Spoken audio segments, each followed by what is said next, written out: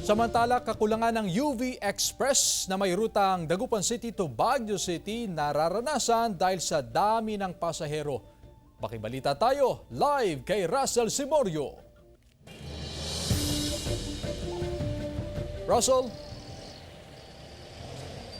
Chris, para sa ilang pasahero, mas mabilis sana ang biyahe paakyat ng Baguio City kung sasakay sa mga UV Express. Pero ang naging problema kanina matagal na naghintay ang mga pasahero bago pa man makasakay dahil sa kakaunting bilang ng mga bumiyaheng UV Express.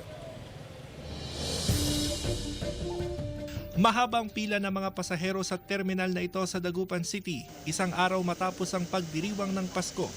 Kanya-kanyang diskarte ang mga pasahero para hindi mainip sa paghihintay ng masasakyan. Alas 8 ng umaga kanina nang magtungo sa terminal si Aling Christy na biyaheng Baguio City kasama ang dalawang apo. Inabot na siya ng 2 oras sa pila pero wala pa nga ang van eh. Wala pa pong sasakyan. Manggagaling pa daw ng Baguio. Kaya maghihintay kami. Masulit ang bakasyon nila kasi pag January 3, pasukan na ulit. ayon sa pamunuan ng terminal, kakaunti ang bumiyaheng UV Express. Ang ilang unit hindi rin nakabiyahe dahil sa coding scheme.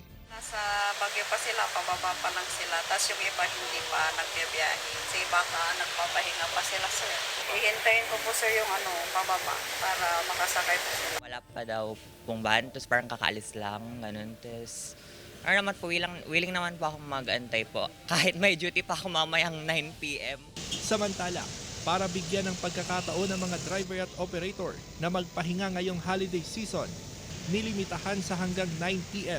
ang last trip ng biyaheng Baguio City kada araw, maliban sa December 31 na 8 p.m. ang last trip. Chris, update naman tayo sa mga bus terminal dito sa Dagupan City. Dagsa mga pasahero na pabalik ng Maynila matapos nga ang selebrasyon ng Pasko kasama ang kanilang pamilya dito sa probinsya. Lalo't bukas ay balik trabaho na rin. Pero ayon sa pamunuan ng mga bus terminal, inaasahan pa yung balik ng volume ng mga pasahero doon sa Cubao. Pagpatak ng gabi ng December 29, araw ng Biyernes, dire-diretso hanggang weekend dahil nga ina-anticipate yung mga magsisiuwian pabalik sa probinsya para nga sa pagsalubong sa bagong taon. Wala naman daw magiging problema sa bilang ng mga bus unit na babiyahe dahil epektibo pa rin hanggang sa January 3. Ito nga ang bisa ng special permit na inisyu ng LTFRB. Samantala, abiso naman sa mga motorista, lalo na yung mga dadaan sa may Tarlac, Pangasinan, La Union Expressway. Good news po dahil epektibo sa December 31, 10 p.m. hanggang 6 a.m. ng January 1, ipatutupad ang libreng toll. Ibig sabihin, dire-diretso ang biyahe at walang babayarang toll. Balik sa iyo, Chris.